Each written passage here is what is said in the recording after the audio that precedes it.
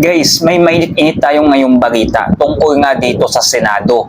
Ngayon kasi may balita na ngayon na mismong NBI at etong si Senate President Win Gatchalian mismo na nagsabi na may banta ngayon sa Senado. Ano kayang klaseng banta itong sinasabi ni Win Gatchalian at ng NBI? Yung iba iniisip dito na baka lulusubin ang Senado. Yung ilan naman iniisip na baka may gawing masama kagaya ng baka hagisan ng bomba o pasabugin o kaya may tao silang ipatutumba.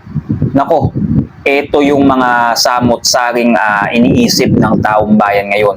Tungkol kasi dito sa bagong binunyag, sa ibinunyag na mismo ni Win Gatchalian at ng NBI na may namumuungang banta mismo sa Senado.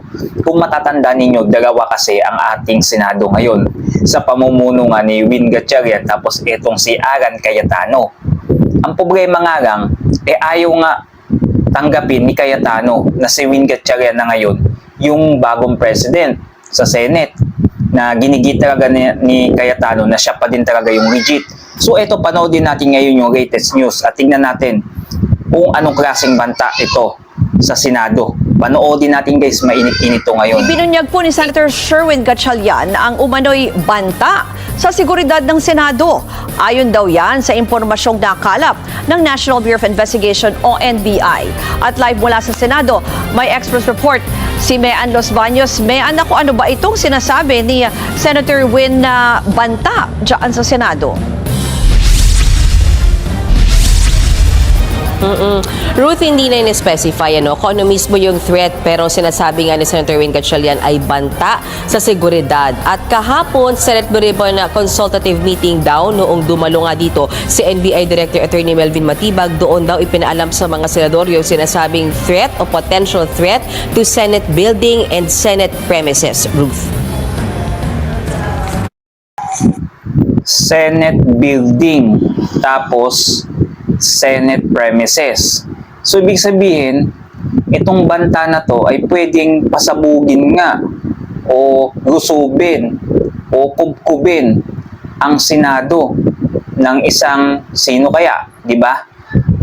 Yan ang posibleng iniisip ng mga tao ngayon kasi ayaw sabihin ng NBI, ayaw tukuyin kung ano eksaktong banta na yon. Posibleng pwedeng lusubin yung premises or yung Senado, di ba? Yan yung mga possible. Kayo guys, ano sa tingin ninyo yung posibleng banta na to? Hindi naman pwedeng pwede ding maging banta din ang mga senador, di ba? Pwedeng maging madelikado din sila, di ba? Yung mga senador kasi kasama na din yan, posible din yan guys. Ito yung binunyag nga ni Win Gatchalian dito. Tingnan natin kung sasabihin kaya ni Win dito yung banta na yan. Dahil sa impormasyong yan, nakikipag-ugnayan na sina Senator Gatchalian sa mga intelligence agencies, lalo na sa NBI, para sa information at intelligence gathering. Pupulungin niya rin daw ang Senate Executive Committee, kabilang na ang Office of Senate Sergeant at Arms, para sa mga kailanganing adjustment sa seguridad. Sabi ni Gatchalian, prioridad nila ang kaligtasan ng mga senador, pati na ang 2,000 empleyado ng Senado. Kailangan daw mahigpit ng security o maghigpit ng security protocols. Dahil kapag may mga intel information ng banta sa seguridad, dapat anyang seryosohin. Ganito rin ang pananaw ni Senator Kito Soto. Sabi ni Soto, pwedeng ikonsidera ang pag-lockdown ng Senado kung talagang malinaw at delikado ang banta sa seguridad. Yan dapat ang gawin, mag-lockdown or wag nilang baliwalain itong banta na to na tinutukoy nga ng NBI at ng Senate President na si Win Gatchalian. Kasi baka saka lang nila gagawin kung may mangyari ng hindi maganda, di ba? Mas maigi, magiging advance sila, no? At yung 24 na senador, sabi dito 24 senador na kailangan maging safe nga daw. Tapos etong si Tito Soto ay gusto naman niya na i-lockdown nga etong Senate, no? Kung sakaling talagang may banta talaga dito sa Senado. magkakaalaman talaga to guys pagdating ng mga susunod na update, no? Kasi pagka nagkatotoo tong banta na to, putok na naman to ngayon sa social media. Tanong kung dapat ba munang suspindihin ang mga hearing sa loob ng Senado, sabi ni Senator Soto, depende yan sa sitwasyon. Hintayin daw muna ang rekomendasyon ng mga nagbabantay sa Senado. Ayon naman kay Senator Ping Lacson, umabot na sa battalion at regional levels ng armed services ng pamahalaan ang frustration o pagkadismaya sa Senado at sa mga nangyayari sa bansa. Batay daw ito sa impormasyon bagamat sketchy at raw information ito. Ikinadidismaya raw ang nangyayari sa Senado at lahat ng maraming usapin gaya ng flood control issues, inflation at presyo ng langis. Mahigpit anyang minomonitor ng nasabing antas ng Armed Services o Armed Forces of the Philippines ang nagaganap na krisis sa national level na bunsod ng mga internal at external factors. Pati yung ano ngayon, yung Armed Forces of the Philippines, yung mga batalyon nila, pagaganahin na nila yan. Kasi kailangan mabantayan talaga tong labas at loob ng Senado. Kasi baka may makalusot dyan na isa sa mga banta. Nako, baka magulat na lang tayo, ibalita na lang sa TV, no? Senado pinasabog, Senado kinubkob. Baka sakaling ganun ang makita nating balita sa susunod na mga balita, di ba? Kaya habang hindi pa na nagaganap itong mga banta na to na posibleng mangyari nga, dapat paghandaan talaga nila itong banta na to. Kahit hindi man totoo yan o totoo man, mas maigi maging advance sila, no?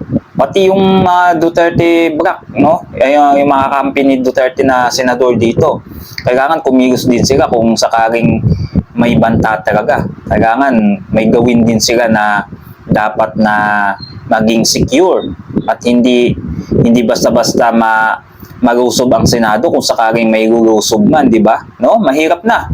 Baka kasi dalawang Senado natin ngayon, baka nabuwisit na yung mga tao, kaya may banta na silang natatanggap. Ruth, lumabas din ako kanina doon sa may gate, to check lang kung mas naghigpit ba talaga yung kanilang security. So far, Ruth, kung mas naghigpit kasi nitong mga nakaraang araw at linggo, no? So, ganoon pa rin naman at may mga nakadetail pa rin ng mga polis sa labas, Sarado yung main gate at ang tanging nakakapasok lamang dyan ay mga senador, Senate employees at accredited media na nagko-cover dito. At so far, yan lang naman daw at walang idinagdag na force sa ngayon, ha. Hindi natin malalaman na by the end of the day kung merong bagong magiging pag-uutos dyan si Acting Senate President Win Gatchalian. Ruth, balik sa'yo.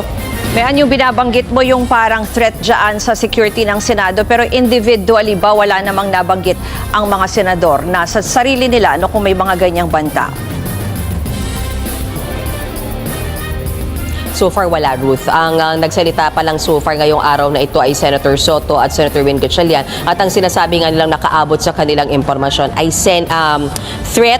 At yung potential threat na yan ay kung may posible bang mangyari sa Senate building o Senate premises. Bagamat yun nga, ayon sa nasabi ko sa iyo, ay walang specific or ayaw nang specify sa atin kung ano man yung threat na yan. So, we're waiting actually, Ruth, ng possible kung magkakaroon man ng press conference ngayon o bukas sa Senator Gatchalian para idetalye pa sa atin kaugnay sa bantang yan na kanilang na-receive na information, Ruth. Yan, baka nabuwisit na yung mga tao o yung mga kalaban ng administrasyon.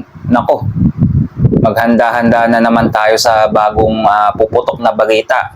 Guys, alam nyo na yan. Pag yan natupa na yung banta na yan, mangangatog na yung mga yan. Nako, alam nyo na kung sino kaya. Comment down below guys sa video natin at huwag nyo din kalimutan mag-subscribe na sa ganun, latest news lagi kayo, lagi kayong updated sa ating mga video. So yun na lang, salamat sa panonood.